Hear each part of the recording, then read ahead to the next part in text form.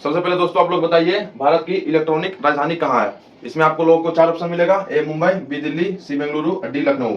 ये सभी राजधानियां हैं और बताइए इन सभी का मतलब इलेक्ट्रॉनिक राजधानी कौन सी है, और इसका आंसर हम लास्ट वीडियो में देंगे। तो जैसा कि दोस्तों 2024 का चुनाव हुआ और फाइनल रिजल्ट आया, उसमें हमारे माननीय मोदी जी ही विजय हुए। तो मोदी जी को देखते हुए आज कुछ क्वेश्चंस यहाँ पर बोर्ड पर लिखे हुए हैं और थंबनेल देखकर आपको समझ में आ गया होगा कि कितना इंपॉर्टेंट क्वेश्चन है। जिस तरह से दोस्तों ये जो बोर्ड पर लिखे हुए हैं दोस्तों बहुत ही इंपॉर्टेंट क्वेश्चन है करेंट अफेयर्स के लेकर, क्योंकि मोदी जी का सरकार बना है तो उनके सरकार में जो मंत्री पद रहते हैं खाली उनको कोई ना कोई ग्रहण करते हैं और मंत्री पद ग्रहण सबको नहीं मिल पाता है। ये मतलब काफी कड़ा जिम्मेदारी रहता है। तो करंट अफेयर्स को लेते हुए देखते हुए कुछ क्वेश्चंस लिखे हुए हैं और जितने भी मंत्रालय यहाँ पर लिखे हुए हैं और इनको सभी को मैं अच्छी तरीके से समझाकर एक्सप्लेन करूंगा। तो वीडियो लंबा हो जाए तो आप लोग देखिएगा जरूर दोस्तों। उसके बाद देखिए सबसे पहले यहाँ पर है राजनाथ सिंह। तो राजनाथ सिंह को मिला है रक्षा मंत्रालय, जो कि सबसे बड़ा मंत्रालय है रक्षा मंत्रालय, क्योंकि इन पर काफी जिम्मेदारियां होती हैं रक्षा मंत्रालय के ऊपर। जैसे कि कहीं लड़ा हुआ कोई बटालियन में हिंदुस्तान पाकिस्तान से मान लीजिए बॉर्डर पर लड़ा हो गया, तो वहां का जो आर्मी का कमांडेंट रहता है वो मेजर को इन्फॉर्म करता है, मेजर वो अपने उच्च पदाधिकारी को इन्फॉर्म करते हैं और जो उच्च पदाधिकारी होते हैं वो इन्फॉर्म करेंगे राजनाथ सिंह को। मतलब मैसेज यही आएगा, किन्हीं के थ्रू मैसेज आएगा। और ये कैबिनेट मीटिंग अगर इनसे समझ में आ जाएगा कि ऑर्डर दे देंगे, ऐसा नहीं समझ में आता है तो कैबिनेट में मीटिंग बैठाकर सबसे राय मशवरा करके ऑर्डर दिया जाता है, क्योंकि देश का मामला रहता है, कुछ फैसला आसानी से तुरंत नहीं लिया जाता है। तो रक्षा मंत्रालय एक बहुत बड़ा जिम्मेदारी है। तो रक्षा मंत्रालय किसको दिया गया? राजनाथ सिंह को। रक्षा मंत्रालय राजनाथ सिंह, रक्षा मंत्रालय राजनाथ सिंह, ठीक है। दूसरा है अमित शाह, हमारे मोटा भाई जो कि गुजरात के हैं और मोदी जी भी गुजरात के हैं।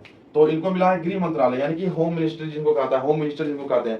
इनका होम मिनिस्टर यानी कि पूरे भारत का जो है इनके पास फोर्स का ताकत इन्हीं के पास रहता है, इन्हीं के हाथों में रहता है पुलिस फोर्स का। ये भी काफी कड़ा मंत्रालय, भारी मंत्रालय, ऊंचा मंत्रालय है। और सहकारिता मंत्री इनको ही कहा जाता है। क्वेश्चन भी पूछता है भारत के वर्तमान सहकारिता मंत्री कौन है। तो जो स्टूडेंट्स लोग हैं कंफ्यूज हो जाते हैं कि क्यों कौन है। कुल सभी लोग जानते हैं गृह मंत्री, नहीं, गृह मंत्री के साथ साथ सहकारिता मंत्री भी है, ठीक है।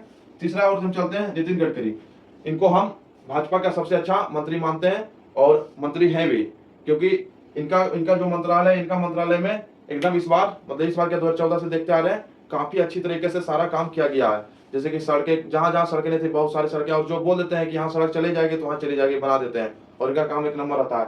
इनको मिला है सड़क परिवहन राजमार्ग मंत्री मंत्रालय इनको है, ठीक है। यानी कि सड़क से रिलेटेड, परिवहन से जितना भी रिलेटेड चीज होगा इनके थ्रू होगा, चाहे स्टेट में हो या केंद्र में हो, ठीक है दोस्तों।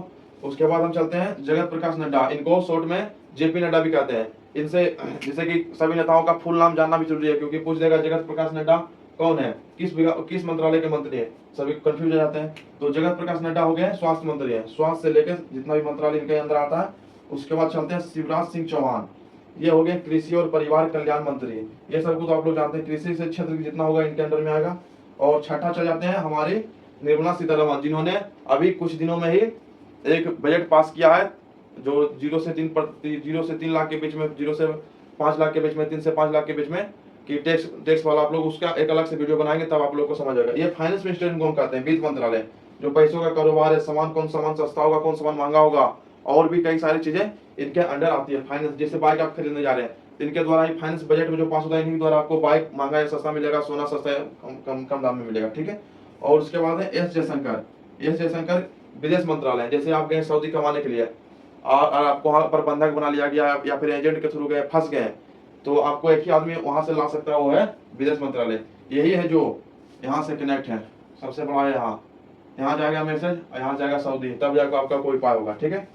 उसके बाद हम बात करते हैं मनोहर लाल खट्टर ऊर्जा मंत्री है। ऊर्जा मतलब क्या हुआ दोस्तों, जिस तरह से जैसे बिजली का हो गया, जितने से ऊर्जा से रिलेटेड, जैसे कि कोई नया स्कीम आता है सौर ऊर्जा प्लांट, ये सब इन्हीं के अंडर आएगा ऊर्जा आवास मंत्री के, ठीक है।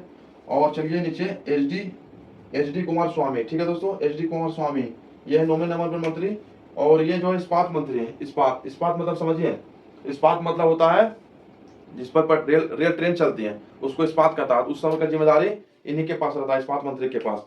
और लास्ट है हम लोग का पीयूष गोयल जी वाणिज्य। देखिए वाणिज्य नहीं समझ सकते इसलिए हमने उद्योग लिखा है, उद्योग मंत्री है। उद्योग से रिलेटेड जैसे कि कहीं भी कल कारखाना फैक्ट्री बैठाना हो तो इनके अंडर ये सब आएगा, इनसे रिलेटेड आएगा। तो आप इसको स्क्रीनशॉट ले लीजिए।